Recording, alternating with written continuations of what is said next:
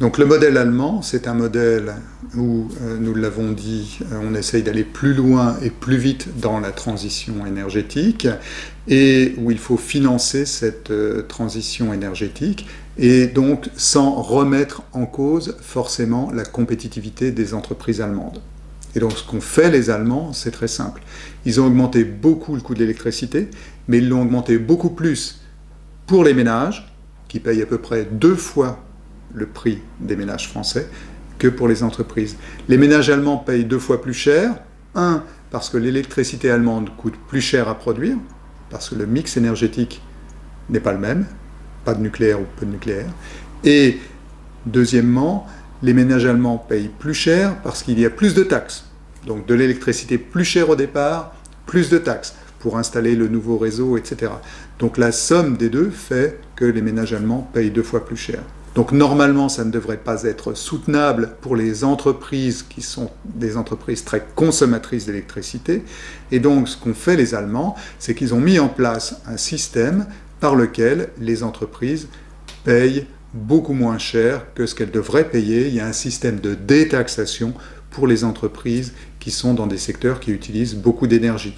De telle sorte qu'à la fin, les entreprises allemandes qui sont dans ces secteurs, le verre, la chimie, etc., payent leur électricité à peu près le même prix que les entreprises françaises. Donc la différence doit bien être payée par quelqu'un, le manque de taxes, le manque de rentrée pour payer le réseau doit être payé par quelqu'un, et ce quelqu'un, c'est donc les ménages allemands qui payent beaucoup plus cher leur électricité que les ménages français. Et de surcroît, les Allemands ont essayé d'aller dans la direction strictement opposée de la nôtre. Nous avons dit qu'en France, nous avons beaucoup de taxes sur le travail, peu de taxes sur l'électricité. Eh bien, nous venons de dire que les Allemands ont essayé d'avoir beaucoup de taxes sur l'électricité, mais en plus, depuis 1999, ils ont une taxe supplémentaire sur l'électricité qui s'appelle la Stromsteuer, qui est de 20 € par mégawatt, et cette taxe de 20 €, elle sert à baisser les cotisations vieillesse. Donc imaginez que si on adoptait la même solution en France, sur votre facture d'électricité, eh bien, vous auriez une partie de ce que vous payez qui irait renflouer les caisses de pension pour la vieillesse pour diminuer les cotisations des entreprises et pour favoriser l'emploi. C'est donc une politique dans laquelle les ménages payent cher leur électricité pour permettre aux entreprises allemandes de payer moins cher et en plus payent cher leur électricité pour permettre aux entreprises allemandes de payer moins cher aussi leur travail, pas juste leur électricité. Et c'est la combinaison des deux qui fait que l'électricité est très chère pour les ménages en Allemagne.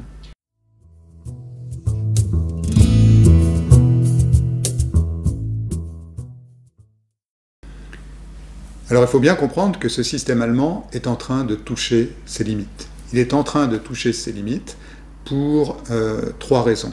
La première raison, c'est celle que vous venez de mentionner, qui est très importante. C'est la question de la précarité énergétique. L'idée que certains ménages vont être en difficulté pour simplement régler leur facture d'électricité. Et ça, c'est très difficile à gérer.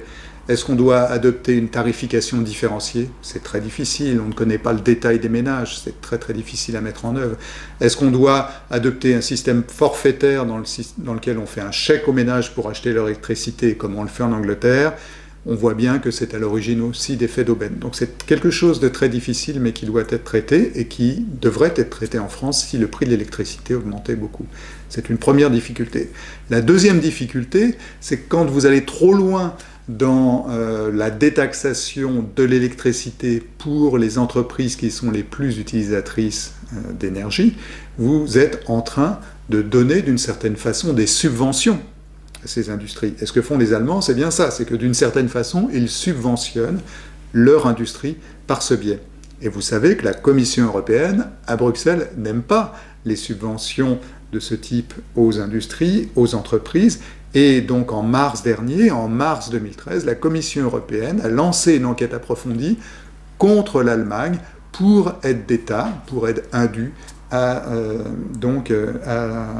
l'économie, aux entreprises fortement utilisatrices d'électricité. Et de leur côté, les ménages allemands, eux-mêmes ont porté plainte, ont mis le cas devant les tribunaux allemands, puisqu'il n'y avait pas égalité alors qu'en Allemagne c'est inscrit dans la Constitution, il n'y avait pas égalité devant le paiement des taxes, puisque les ménages payent les taxes et à la fin certaines entreprises ne payent pas les taxes. Et donc le tribunal de Düsseldorf a considéré effectivement, toujours en mars 2013, que ce système allemand était anticonstitutionnel. Et donc Mme Merkel, si elle est réélue, va devoir réexaminer tout ce système de tarification de l'électricité et trouver un système pour ne pas pénaliser la compétitivité des entreprises, tout en assurant la transition énergétique, tout en s'assurant aussi qu'il n'y aura pas de précarité énergétique excessive en Allemagne, ce qui fait un ensemble de données et d'équations très très difficiles à résoudre.